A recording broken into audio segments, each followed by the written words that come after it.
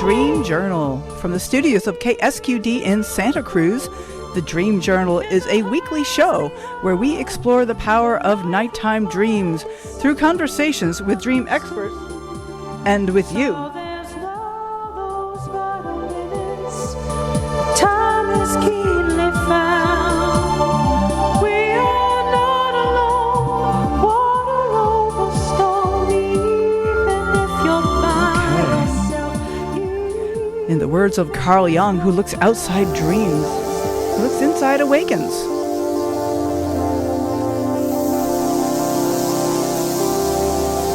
Today's music is Triskaidekaphilia, Love of 13. Welcome to May 13th.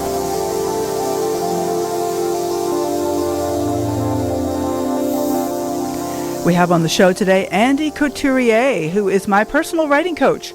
He's helping me, mentor me through the birth of my book about dreaming. Andy is also an avid dreamer himself and has lots to say about using dreams to deepen our enchantment and sense of magic in the world. So stay tuned. I am your host, Catherine Bell of Experiential Dreamwork, and welcome to the Dream Journal. The Dream Journal is also a weekly podcast. Please subscribe, rate, and review. You can find me on all of your regular podcast platforms. But most importantly, tell your friends. You've been interested in your dreams, haven't you? They're very interesting creatures, these things. So why not talk to your friends about your dreams? That is the mission of this show, to get people talking about dreams. If you want to find archives of my show, you can find them on podcast platforms. You can also go to ksqd.org/the-dream-journal. All right, my personal dream work. Oh gosh, ukuleles. I'm going to say ukuleles again. I've had lots of ukulele dreams. I am learning ukulele. I've been playing it about a year and a half, and it's so much fun singing with my friends. And sometimes it creates a huge amount of trauma in me. I'm like, terrified to lead songs. But this was good. I was playing like interlude, a little song between these different things, performances, and someone says, hey, we want to hear more from the ukulele player. I'm like, yes. So I'm loving that, and just noticing how the dreams evolve. In one ukulele dream, I was tearing through to a chain link fence to get to the stage, but no chain link fences anymore. Thank you, Dream World. I'd like to say hello to Andy. Hi, Andy. Hello, Catherine. Can you hear me okay? Oh, you sound loud and clear. Wonderful to have you on the show.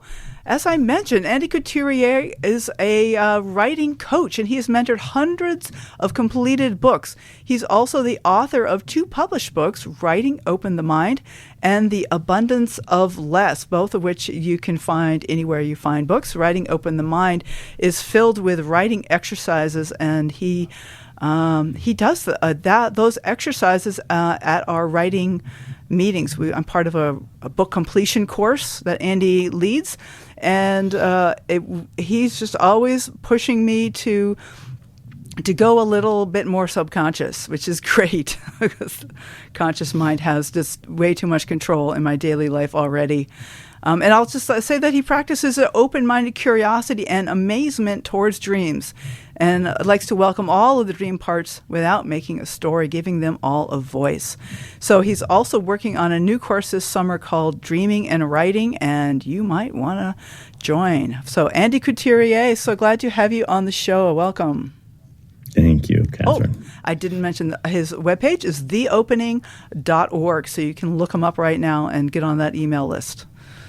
Okay, Andy. So, why don't you start and tell us a little bit about your journey with dreams? So you're a writer. You've been a writer for a long time, most of your life, I gather. But what about dreaming? When did you first kind of get deep in with dreams?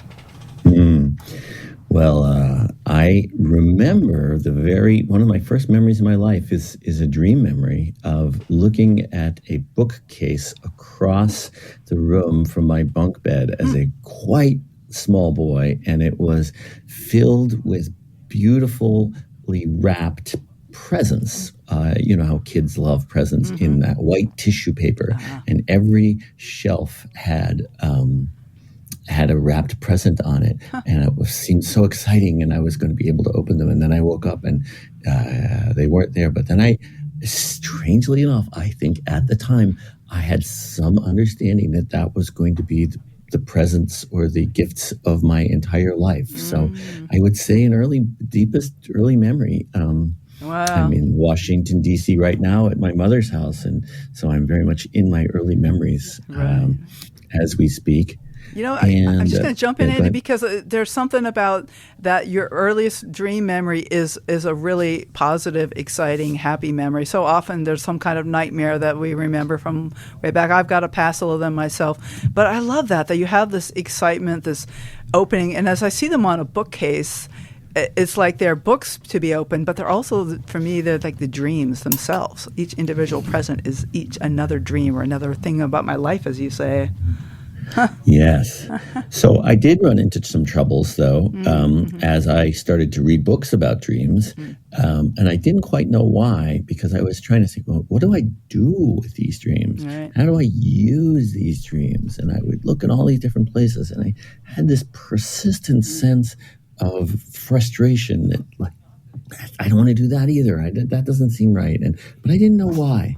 And it was actually in a book that I came upon a very short passage that I know people say this a lot, but it revolutionized my view of how I could approach my dreams. It's now been about 5 years since I read that passage. And it was by Thomas More, and he has a very radical viewpoint compared to most books on dreaming and most discourse I hear on dreaming, but it was exactly what I needed. Oh, do you have that quote? Do you feel like sharing it? Sure. Let me give you a little. I did copy it down. Dreams are not about daily life, messages from the unconscious, but alternately, they could be taking daily life to another dimension, revealing an interiority proper to our existence, which is usually hidden by the literal and practical concerns that keep us focused on the surface detail. So here was the key part for me. It's not that some dreams are meaningful and others are not. It is not something wrong if it isn't a complete story. And it's not a problem. Okay, let's see. I'll quote him directly. Some people think it is an achievement to know within the dream that they are dreaming, and it's even better if they can manipulate a happy ending. We don't have to exploit our dreams for our own purposes, no matter how enlightened those purposes might be. And so, for me, I realized that my mind has a very strong analytical part. So if a student comes to me with a book proposal or with a logical reasoning piece, I'm pretty good at helping them pick apart which parts may not, I don't want to say hold water, but may not fit together well. And so in many, many parts of my life, I'm trying to achieve things, do things. I run my own business. I live on a self-reliant homestead in the deep mountains. And so, practicality and doing things and getting things done, whether that's, getting my next book published or sending out queries or telling about classes or, digging post holes for events. I mean, I could go on. So many things are just about, using some tool to get some purpose done. And I realized that I didn't want to do that with my dreams. I didn't need to do that with my dreams. And that's when a whole world opened up for me. I love that the quote about not exploiting our dreams for any purpose, no matter how high that purpose might be, just not exploiting them. So what does that mean? So how do you work with dreams, or how do you work with? See, there's that word "work" again. Like I'm not digging a post hole here. Like, what do you do with your dreams, Andy? Like, what is? Well, I'll just read one more quote from him. I can be affected by mere observation of the dream. And a reverential attitude toward the life we've been given is more important than living life correctly, successfully, or healthfully. So this is a completely non-utilitarian part of my life. And it is such a relief to simply wake up, try to remember the dream, try to get some words down in my dream journal. And instead of going away to some book of symbols or to try to understand what message that has for my future or anything else, to just simply observe to hang out in. I think the word you like to use, which I've gotten from your book, a wonderful book, everybody, in progress. You'll be able to buy it, I'm sure, soon. Is to just amplify the images in the dream, hang out with them, marinate in them. Another thing that's been happening recently for me is sometimes when I wake up, I either have something to do or I'm just too groggy brained to really sit down and write the dream out. So I'll take a scrap piece of paper, an index card, and I'll just jot down key words or phrases or images, maybe in any old order. And if I'm lucky and the day is going well, sometime in the middle of the day or maybe the next day, but better the same day, I will sit down and write out that dream. And so while I'm in the daily, 2 p.m. world, I am back in the dream. And one of the exciting things, I guess, for me as a writer is I'll be trying to search for the right term to describe either a particular feeling or an attitude or an aspect of a person I might meet in a dream or of an interior. And I'll go through 2 or 3 alternate words that are sort of close until I find some internal coherence inside of my own psyche with what the right word is. And there's just a little comfort, burst of joy, burst of happiness, burst of rightness, I guess I should say, in selecting the word that really fits into that feeling state or whatever it is I'm trying to describe. I love that. So that there's this inner recognition of what the right word is. For me, it sounds a little bit like what we sometimes call the dreamer's aha. Like there's just like, oh, that's it. And you're talking specifically about words, and that you find the word, because you are a word person, a wordsmith, a word guidance person, and so there's something about the words have to fit. I think I heard the phrase internal coherence, that there is a way that they fit into your inner state and match with the dream in a way that's satisfying, just feels right. Yeah. So those are some ways I work with the dream, and with this development of this dreaming and writing course, which I'm doing now, it's been fun to think about.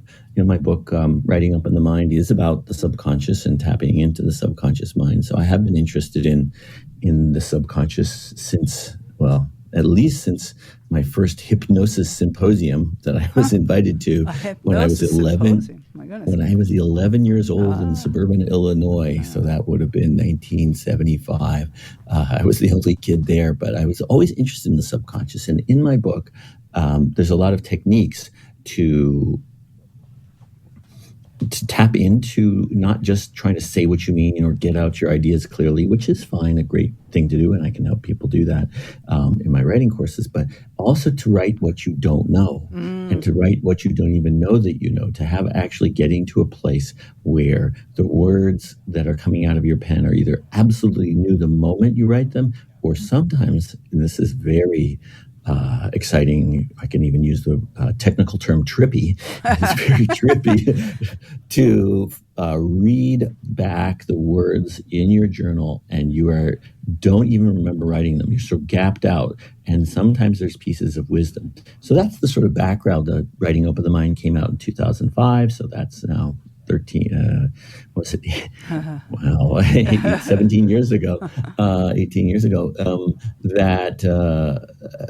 so developing a new course in which the particular dream text serves as a source for the new piece of writing, or for exploring the writing, or that the writing shifts the concept of the dream or shifts the experience of the dream, or allows you during the writing to enter back into the dream. And so that's the sort of newest cutting edge, as it were, to my current work with dreaming. Interesting. I love getting this perspective, Andy, because for me, I tend to focus on kind of the feelings in the dream, but you are very focused on the words. And of course, words have feelings associated with them. And I've heard you use the phrase, the primary text as the dream itself. And so it's the words of the dream that are evocative, just the words themselves, never mind what actually happens in the dream, what we feel in the dream, but there's something about the words themselves that I'm really getting an insight into you, Andy. Although I've worked with you about 2 years now, 2.5 years or something, and I have not heard this aspect of the words and how important the words are. Makes total sense.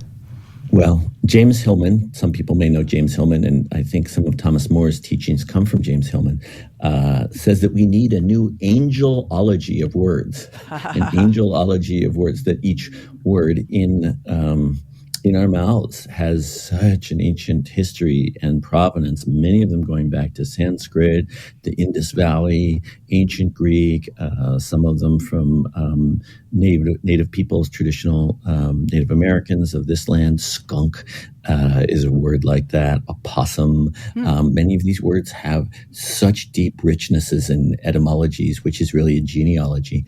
But in terms, Catherine, of the primary text, I think what I was talking about at that point was not to lose the dream for the writing about the dream, but that instead of doing a lot of research or and I'm not opposed to people doing research or looking into the science of dreams or dream, the brain, what's going on in the brain, that for me, and not even, what they call lucid dreaming, trying to control the dream, but just what really happened in the dream and writing it down. And that is what I use as the primary text to learn about dreams and dreaming. And not only that, in terms of, strangely, it starts to bleed into your everyday life, not just in precognitive dreams, which I've had a few of, we could talk about that, but also just in the way that I think Robert Moss, who you might have interviewed, he gave me this clue. I heard him on the radio once,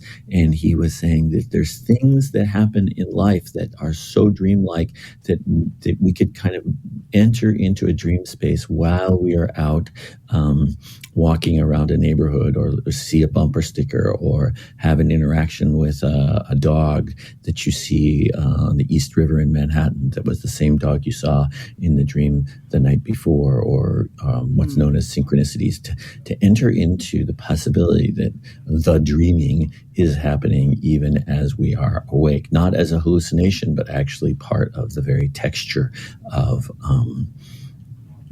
daily felt and experienced and practical and, what should I say, material reality.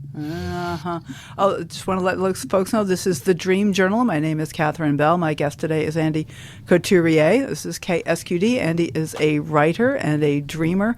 And I one thing that resonates with me about what you're saying there, Andy, is this old kind of crazy idea that maybe we are dreaming all the time. I mean, after all, the subconscious is something that's there all the time in our inside of our brain and in our mind.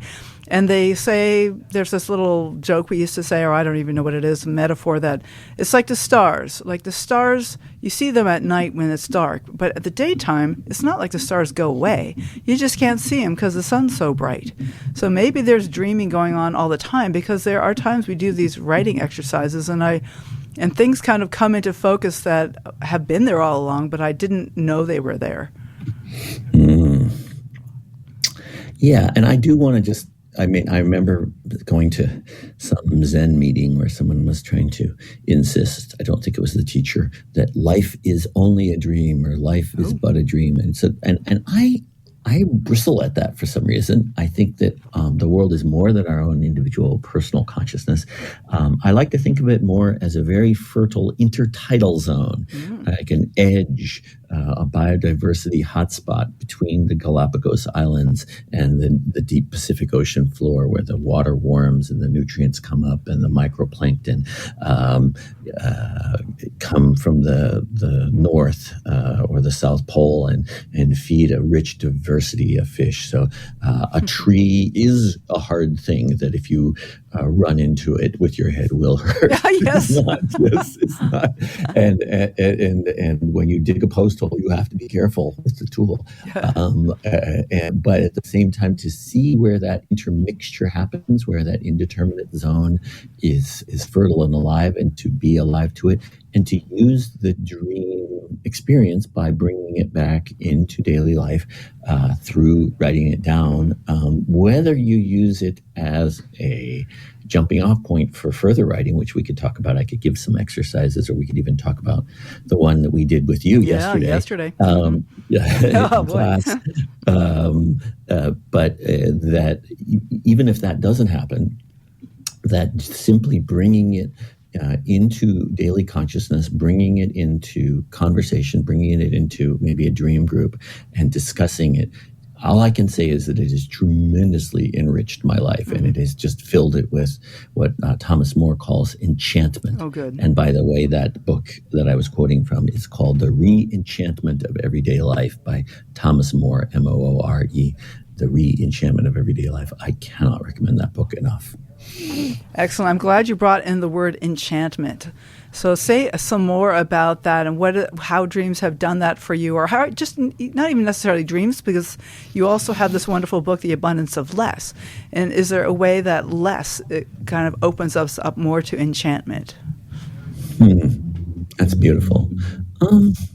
Well, let me bring in a conversation I had yesterday. I met a friend from high school. As I said, I'm in D.C., where I grew up. And this person is doing some very important work in the U.S. Senate on a committee. I won't get any more specific than that. That is preserving funding for reproductive rights around the world. I mean, that's her job, right? Is she? The Republicans try to take that funding out, and she work with other aides in various senators' offices, make sure that language stays in, or LGBTQ rights. And so I cannot thank that person enough. And yet at the same time, you know someone when they're 17, 18, and then you see them first time again 40 years later in their late 50s. And I could sense that, and I don't know, it was just a short conversation, that person, because of their job and because of the responsibilities and because of the intensity of the sort of battleground that she's in, may not, and I'm speculating, have enough time for contemplation, for slowing down, for slow conversation, for a deeper connection with nature. And I see that around the world. And sometimes it gets quite so toxic that people take their own lives. So to me, this idea of the abundance of less is, it's not just a coffee table concept. It's not just something that we, decorate our lives with to reduce the amount of, not just say input, digital input, sound input, auditory input, activities, things that we're doing, down to a level that gives us time for musing, for lack of focus, for spacing out, and for daydreaming. Another thing I'm quite interested in, and I can reference a book that I've loved to read about that, just brings a lot of... let me bring that in, and I'll let you ask another question. Sure. I've been reading this book that I will recommend to everybody. It's called The Poetics of Space. The Poetics of Space. And it's by a French philosopher, a phenomenologist named Gaston, Gaston Bachelard, Bachelard. And the whole book, almost entirely, is about daydreaming inside a home that you grew up in.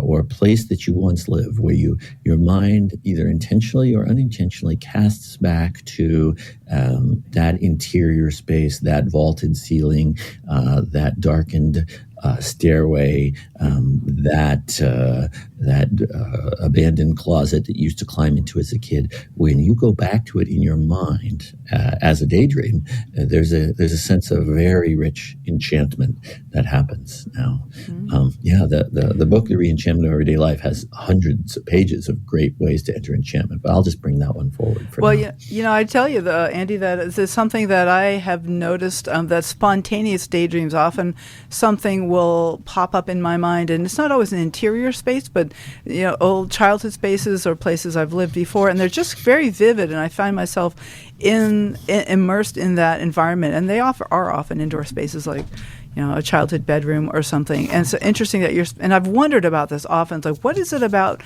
my brain that does this? And so maybe I'm not the only one. Maybe this is a natural human faculty. Well, let me expand on that if I can. Sure. So when I say dreams are the primary text for me, I notice that I'm in interiors all the time. I start to ask, why am I always there? Precise. And are these actual locations? Some of them are places I remember, but some of them I've never been to. A particular city street with cobblestones, or a particular mall situation in Asia, or I was at a temple complex in China a few weeks ago. Yeah. But there's all kinds of other things, like that are just curiosities to me that come through writing down the dreams. Like if you meet someone who's dead in the dream, I might ask myself, okay, the standard, we're on a radio station, we're in a public space, Catherine, you and I. So I am going to go out on a limb, while first acknowledging that the standard, explanation has to do with, brain activity and, particles of images that run through neurotransmitters. But I also need to ask myself, is that person coming to choose back to meet me? Not that I'm going to say that is certainly true to show themselves, or do they need or intend something or want something from me? I don't want to answer that question, really. I just want to hang out with it. Or why these particular colors? Or why for 2 weeks do I have the number 2 or 2 people? Or why are particular shapes showing up? Or even, this is the kind of most fertile for me, what about the very specific person I meet in a dream? They're short, they have this particular haircut, they're in their late 50s, they're trying to get me to come into their brownstone, or this other salesman, and we're in Rhode Island. Is that some person out there in the real world? Did I just composite that from some memories? I don't think so, because I don't think I've met that person. I even, maybe for entertainment purposes or maybe beyond, I entertain the possibility of parallel universes, or that there's someone actually out there in the world who might be dreaming me. Right. And to me, that doesn't have to be answered. I'm not proposing in a public radio position that this is true. I don't want to do that. That's what is part of the enchantment, is not reaching after surety and anxiously clinging to certainty. So asking questions without having to answer them, just having there be a question without just holding that as a mystery, perhaps. Yes. Yeah. Okay. I love that. So I think we're going to go into our short break. This is Andy Couturier. My name is Catherine Bell, and you're listening to The Dream Journal, and we are talking about dreams and writing and enchantment and all kinds of things. And when we come back, I want to get into maybe some of those specific writing exercises. I also I want to ask Andy about his dream group, because I'm a big fan of people setting up dream groups, and he has a group that he's organized that he's been part of for several years now, and I just want to have him talk a little bit about the parameters of that group, just to give people inspiration, perhaps for setting up their own. So we will be right back.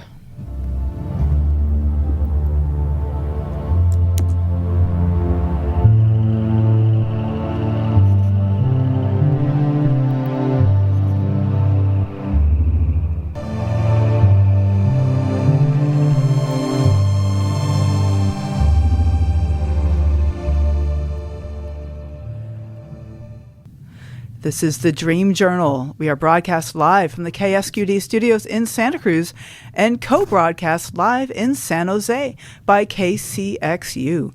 My name is Catherine Bell, and my guest today is Andy Couturier. I want to make one more announcement before we get back to you, Andy. I also want to say that upcoming guests will include presenters from the June Dream Conference in Ashland. Next week, we will have Bob Haas, the conference organizer. And coming soon, we'll have Angel Morgan and Leslie Ellis. You can find out about that conference at asdreams.org. That's June 18th to 22nd up in Ashland, Oregon. Just a hop, skip, and a jump up the road. A lot of dreamers, 300 dreamers or so will be gathered, and you could be there among them. I will be there. I would love to have you join us. So, Andy Couturier, so glad to have you on the show. Yeah, thank you so much. Okay. So, yes, Andy has been helping me with my writing for quite some time and asking lots of very interesting questions. And yesterday we had a particularly interesting little exercise, in that I'm working on this whole idea I have about dreaming, and I wasn't sure how to approach it. And it had to do with trust and surrender, because I find that dreaming tends to increase in me a sense of trust and surrender to the moment, which kind of brings me into availability, so that instead of being in my head thinking about the future and the past, I'm here in the present, available for what's happening. But I'm like, how do they do that? And how does dreaming bring me to that? And so I had a question. Yeah, and so I gave Catherine a writing experiment. So my book, Writing Open the Mind, is full of writing experiments, and one experiment is it uses a technique from theater, actually, where we repeat certain words or phrases until they gain energy. And so I gave the first part of a sentence to Catherine, and had her fill in the second part, and then to write that same exact first part, the same exact words, and then fill it in differently. And then again, copying every single word out, not cutting and pasting on the computer, but actually physically writing out that phrase, not 3 times or 6 times, but 12, 14 times, until the inevitable breaking through into absolutely new material happened. Do you want to talk about your experience doing this, and what happened for you? Absolutely. What that sentence was? I don't have it memorized, well, you might. I don't know. I don't have it particularly written down here, but it was something like, how does being aware of my dreams help me learn to trust and surrender? Or being aware of my dreams helps me learn to trust and surrender because, and then I fill in the blank. So because, why? And it started out with what I thought were fairly typical things, because, dreams have their own plan, and it doesn't really matter what I have in mind. And so I can kind of trust the dream. And then things like, because I know the dreams are helping me, they're evolutionarily defined. So I had this kind of sort of scientific start and sort of dry ideas, and then it kind of opened up into some more intimate relational places, and I recognized that one thing I love about my dreams are not those big sweeping success moments, although it's wonderful to play ukulele in front of thousands of people in a dream. I must say that's a fabulous moment. But it's like even more fabulous in many ways to have just this intimate moment of sitting down and connecting with somebody. And that is an even more powerful dream for me than something wonderful and something like, gaudy. And so I started to get into kind of the nooks and crannies of what does that mean to trust and surrender, and how do my dreams lead me there, and why does being aware of that seem to enhance that process? Because I think it's something we kind of evolve through. A lot of people start out very hypervigilant and in control because we've been taught to sit down and shut up and pay attention and suppress yourself, and then we don't trust ourselves. And so it takes a while after being an adult that hopefully we get to a place where we can start to trust ourselves and listen to that voice inside. And dreams seem to accelerate that process. And this is something I want to write about. And I've been kind of flailing around about how to address this. And just asking the question over and over again seems like it's opened up some new territory. And do you have some of the actual quotes from yesterday's? I with don't. You there? It's it's on my laptop in the other room. I don't have them here with me. I could have brought them with me. But that's an exercise to do, is to just take a beginning of a sentence and write it down, and then finish it differently each time about anything in your life. It doesn't have to be dreaming. I could also share another exercise people can do with their dreams, or if you'd like to move on to how our dream group is organized, whatever feels best for you. Well, let's. I want to hear your exercise, but I do want to bring in the fact that I often find these exercises very annoying, and I think that's fine. I think that's maybe part of their power is because my conscious brain goes, "Oh God, not that!"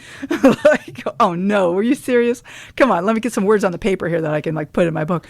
But there's something there. Sometimes I'll just say, "No, I'm not going to do that today."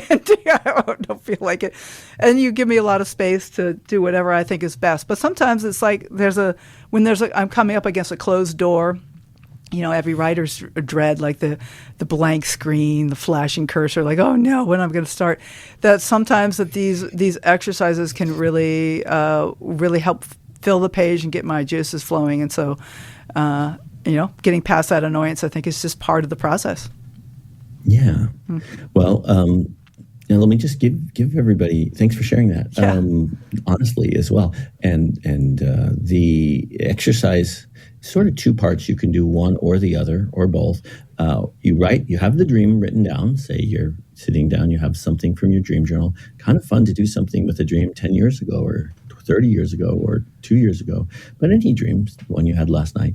And you underline certain phrases or maybe even skip the underline, but you start from the end of the dream and you copy out phrases from the bottom up onto a new piece of paper. So when I say phrases, 4 words or more, but not a whole long sentence, just little nuggets or kernels or snippets of image, and you put it in this new order. And then when you've gotten all the way to the front of the dream, which will then be the bottom of your page, you do it again now backwards, and reducing it down using less and less words. So maybe if you had 15 phrases, now you have that were sort of medium length, you might have 8 that are pretty short. And then you do it one more time. So you're getting just these extremely light, sort of camel hair brush strokes of dream imagery coming across on your page. And the spaces between that are very fertile in and of themselves. So that could be the end of the exercise. Or alternately, you can do this exercise I call shuffle the nuggets, resequence the mind. Mm-hmm. Shuffle the nuggets, resequence the mind, where you take them and you put them into a new order. Perhaps a random order, a pin the tail on the donkey order, where you close your eyes and just jab your finger at the page, and that's the first one you write down, and you do that again and again until you've got them in a brand new, somewhat scrambled order, and then you fill them out with new words using that backbone or that skeleton as your structure. And people have had tremendously transformative experiences with this, particularly if they're working, well, not just particularly, but working with difficult, painful, scary dreams, writing new, not just new endings, but an entirely new dream, but with enough of the same imagery or the same words that it carries the after image or the radioactive Geiger count of the original dream itself, and yet at the same time transforming it through the conscious process of adding writing. And meanwhile, you actually start to enter into a bit of a dream state yourself as you're writing. Mm-hmm. And so that is the richness that I'll be developing in this dreaming and writing course. That it's not even on the website yet, but I'm probably going to offer it in July or August.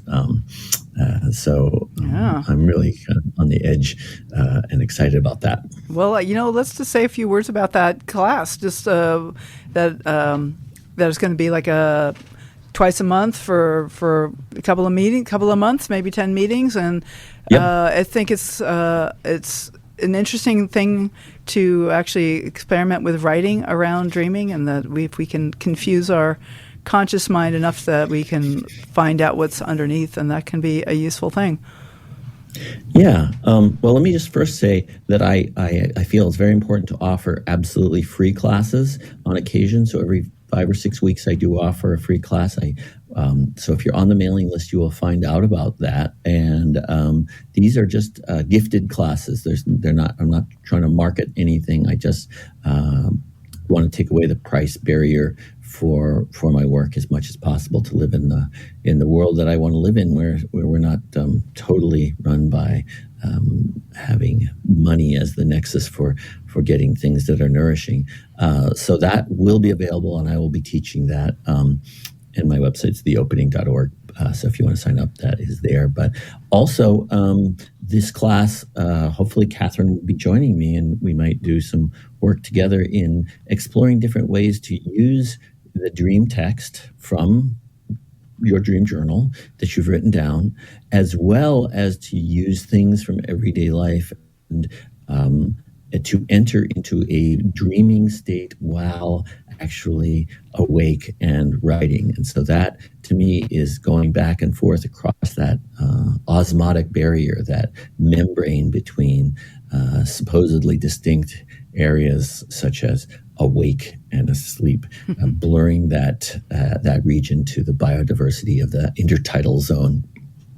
That's it, that fertile liminal area between the ocean and the dry land that we always talk about, life you were just talking about in that liminal area. So I want to talk to you, Andy, a little bit about your group, your dream group. And like, what are some of the key principles of your group? What are the parameters? What do you find works? Because you've been doing this group for three years or now, or 3.5, 4 years or something, and it's self-organized group. And I just wanted to hear some of your ideas, what you do for. Sure. Well, first of all, this is just a group that I do with a few friends, and this is not a class or anything like that. I'm not saying that our listeners going to join, Andy. It's just that you can set up. Of course not. It's not open. Yeah. But you set up your own groups. This is my ideas. I would love to get listeners to setting up their own groups. This is what this is about. Okay, so I think it's very simple, and I think you've had a woman named Yame on your previous show. I believe. Yes, we did. We had Yame. Yes. Yes, and Yame was part of led a dream group, so she, I think, set the tenor, and so I want to give her credit for some of the basic ideas. So we meet for 2 hours. We meet one week a month, one Wednesday a month for 2 hours. And we do it on Zoom. We started at the beginning of the pandemic, and all of us have moved from Santa Cruz, are no longer living there, but we still meet. It's just 3 or 4 of us. We start with a meditation of about 5 minutes. One of us, so we rotate facilitators, and it's quite simple. It's just some emptiness, some dropping in. The facilitator may say a few words about it, but that's 5 minutes of quiet to sort of let go of the day's practical concerns.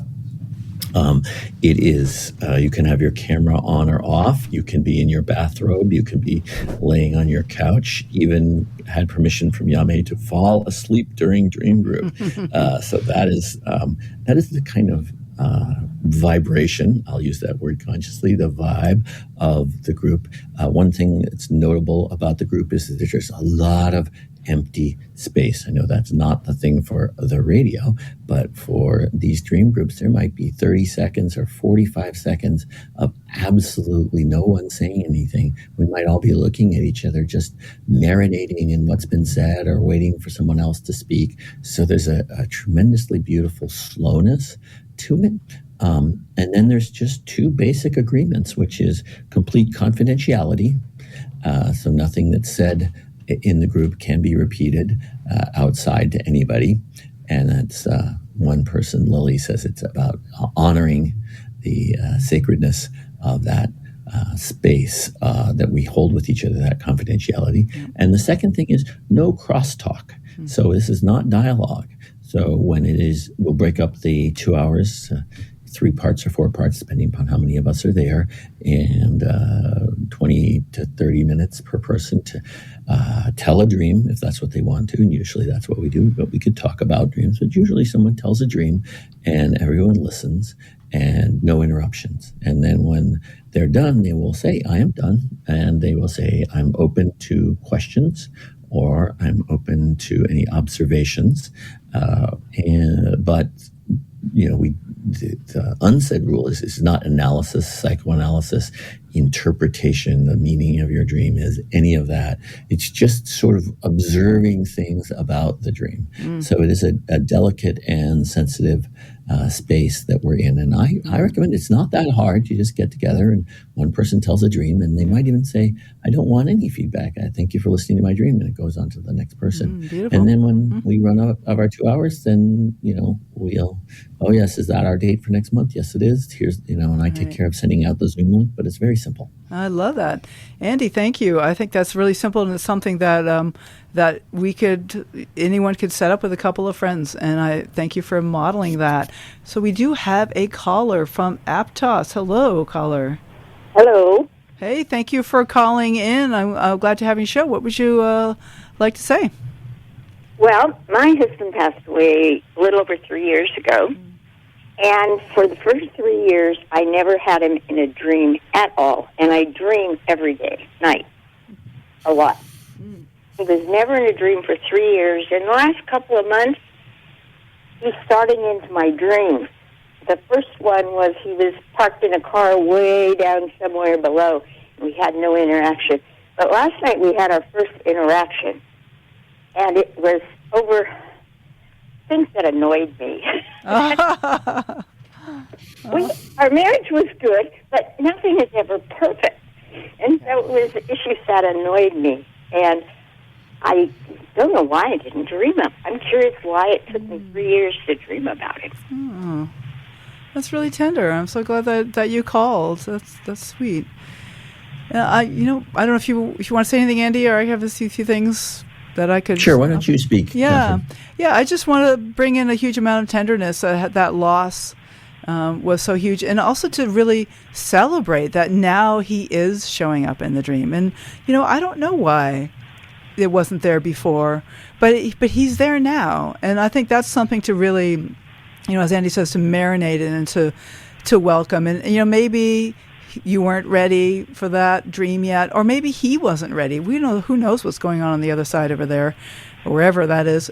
But maybe he wasn't ready, or maybe that you weren't ready. I don't know. But in any case, maybe you were having dreams and not remembering them. I would just not worry so much about that, but celebrate the fact that you are having those dreams now. And it sounds like you're working through some issues that you had, because as you say, no marriage is perfect, and it was. But you're getting to a moment of actually communicating with him, which seems beautiful. Well, because I talked to my cousin, whose husband passed away, and she said that he's in her dreams a lot, and he's always well, and they're good dreams. And so then I said to her, I never have him in my dreams. So of course, I've been saying for the last 3 years that I'm still in the denial phase of grief. Maybe more than you think. Maybe more than you know you have been in the denial. And you'll have to change your story now, because you can't say never anymore. I guess. Yeah. Well, I would. Yeah. Go ahead. I would just stay in the wonder space. I wonder why. That to me, I think that might be a little bit of a difference between the way Catherine and I move in this realm. I don't know, maybe not, but just that the car down the street image, and then him being there, and then the discussion of the things that were annoying, just to kind of hang out in it, and you've now shared it with me and Catherine and the other people listening. So I think there's just sort of a quality to that moment, and to just perceive that without having to necessarily solve the problem or do anything about it would be my approach. Yeah. Yep. No, I think we're on a similar page. Yeah, it's not like I'm looking for a solution. I'm right. just curious, and last night was the first time we actually communicated. Well, And I'm excited that you shared this dream with us, and so that it's like really saying out loud to the world that I'm making contact. Yeah. Yeah, he's yes, there for I've me. shared it to the world. You're right. Yes. Oh, thank you so much. Okay. You're welcome. Thanks. All right. Bye-bye. Okay. Bye now. Mhm. So we have another caller with who's Elizabeth from Bellingham, Washington. Are you there, Elizabeth? Yes, Hey, thanks so much for calling. you're welcome. And just is it okay if I tell people where I know you from, Elizabeth? And meaning, okay. That's fine. We are Elizabeth is a fellow student of mine with Andy's book completion class. So I saw Elizabeth just yesterday in our book completion group with Andy as the teacher. Go ahead, That's Elizabeth. great. What's your question or No. comment? Exciting. Yeah. And she's writing Yeah, this so amazing memoir full of these amazing, rich images. So, Elizabeth, what can we do for you? Well, what I'm experiencing is an amazing, I think Andy used the word internal coherence as a result of doing the writing that I'm doing about my memoir. Mm-hmm. And what I found is that my dreams are guiding me in a certain way, and I'm becoming aware that even as a child, even though I felt very uncontained, if you will, that I was actually tuning in to the level of my unconscious mind throughout all the troubles. And then now, finally, when I'm in a position of, healing completely from all of the travels that led me here, I feel like I'm in a very empowering place, hearing and having written down all my dreams during that time. Mm-hmm. So actually, I don't know if I have a question, but I think what my question is what about time? I would like to know what Andy thinks about and what you think about, how we are placed in time and how our dreams might be able to open up our perceptions of the larger reality of our soul. Wow, Elizabeth, my goodness. I'll have a. Okay, so a very, very intense dream happened to me in 91. It was the spring or summer of 1991. I was in Ashland, Oregon, interestingly enough. There's a crossover. And I was at a beautiful friend's house. It was a sun-filled room. It was a sunny day. And I had a terrible dream that I woke up and I told my partner who was next to me, I said, the East Bay is burning. The East Bay is burning. And there was just clouds of smoke. I wasn't anywhere near the East Bay. And there was just, smoke coming out from the hills. And she said, no, that's not happening. We're in.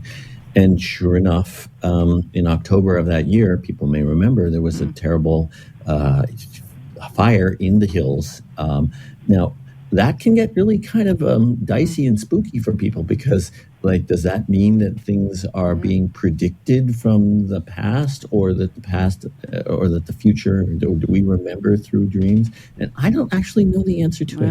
And I think I don't want to know the answer to it. I am not a bloodhound trying to ferret this out. I am just aware that precognitive dreams happen. I believe through my introduction, you had Eric Wargo on, who has a precognitive dreaming book on it.